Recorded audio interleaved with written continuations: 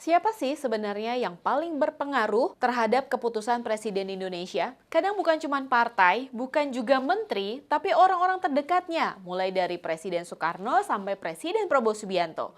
Mari kita bongkar siapa saja pembisik istana yang ikut membentuk arah negeri ini. Saya Dila Hantika, inilah Jurnalisik.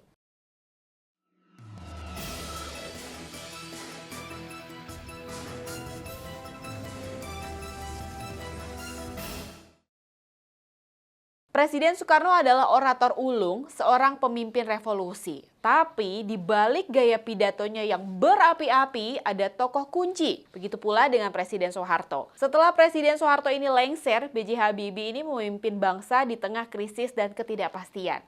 Bersama Jimli Asidik, pembisik sekaligus intelektual andal, Habibie ini menyiapkan reformasi konstitusi dan membuka kebebasan pers yang menjadi pondasi awal demokrasi baru di Indonesia. Meskipun menjadi sosok kunci, Jimli ini diminta Habibie untuk tidak masuk dalam kabinet. Selanjutnya, kita memasuki era Presiden Abdurrahman Wahid alias Gus Dur nih kawan inilah. Gus Dur ini hadir dengan semangat pluralisme dan reformasi sosial. Beberapa gebrakan Gus Dur yang dikenal adalah mengambil keputusan berani dengan mencabut larangan budaya Tionghoa, mendorong desentralisasi hingga menata ulang militer. Kalau sekarang militer udah duit fungsi lagi ya.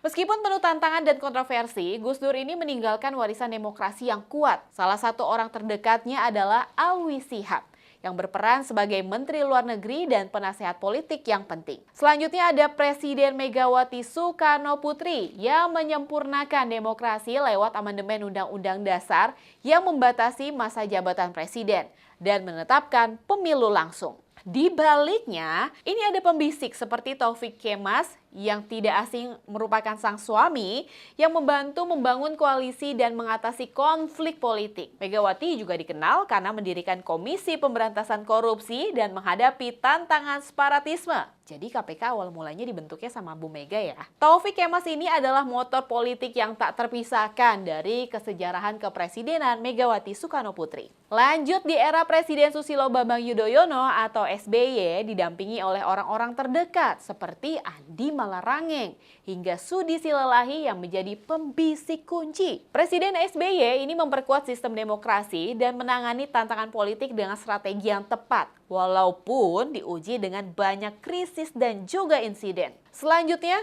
ada Presiden Joko Widodo. Memimpin Indonesia modern dengan dukungan penasehat khusus di berbagai bidang, mulai dari teknologi, energi, pertahanan, hingga kesehatan. Mereka ini membantu Jokowi menghadapi kompleksitas zaman digital dan tantangan global. Tahu nggak salah satu penasehat terdepan Jokowi itu siapa? Yes, Opa Luhut. Luhut Binsar Panjaitan ini memiliki peran strategis dalam bidang politik dan juga ekonomi di era Jokowi. Di sisi lain, Presiden Prabowo Subianto ini membangun jaringan kuat dari orang-orang terdekatnya. Salah satunya adik kandungnya, Hasim Joyo Hadikusumo menjadi ujung tombak ekonomi. Sementara kalau Sufmi Dasko Ahmad ini mengawal bidang politik dan juga hukum.